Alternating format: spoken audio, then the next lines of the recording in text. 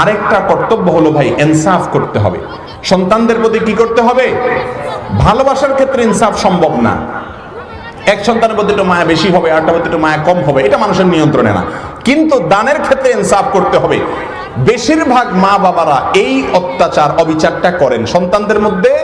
দেওয়ার ক্ষেত্রে, সম্পত্তি হোক আর নিজের অন্য যে কোনো টাকা পয়সা হোক, এগুলো দেওয়ার ক্ষেত্রে মা বাপরা সাধারণত আইসক্যালকার, বেশিরভাগ মা বাপরা ইনসাফ করে না। একজন সাহাবী বশীর ইবনে সাদ আল-আনসারী রাদিয়াল্লাহু তাআলা আনহু, তিনি এসে বলছেন, ইয়া রাসূলুল্লাহ, আমার ছেলে নোমানকে আমি একটা গোলাম দিছি, একটা সম্পদ দিছি। নবী আলাইহিস সালাম বলেছেন, তোমার সব সন্তানদেরকে দিছো? বলে না ইয়া রাসূলুল্লাহ, দেই নাই। তিনি বলেছেন, যা সবাইকে দিয়ে আসো। কারণ নবী আলাইহিস সালাম বলেছেন, ইত্তাকুল্লাহ ওয়া আদিলু বাইনা আওলাদিকুম, আল্লাহকে ভয় করো ও বাবারা মায়েরা, সন্তানদের মধ্যে ইনসাফ করবা, কারোর প্রতি জুলুম করবা না।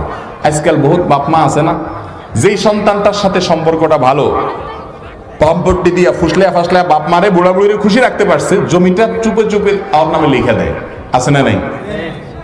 কি বলেন, আছে না নাই? আপনি মনে করতেছেন আমি জমির মালিক, আমি যাকে ইচ্ছা তাকে দিব না। আপনার ঘরে যারা জন্মগ্রহণ করেছে তাদের প্রত্যেকের হক এবং হিস্সা কোরআনে ঠিক করা আছে না নাই? যদি দিতে হয় তাহলে সে হিস্সা অনুপাতে সবাইকে দিতে হবে, আর যদি না দেন তাহলে কাউকে দিবেন না। কথা কি বুঝাতে পারছি? অনেক মা বাবা জীবদ্দশায় সম্পত্তি বন্টন করে যেতে চান, কারণ তার আশঙ্কা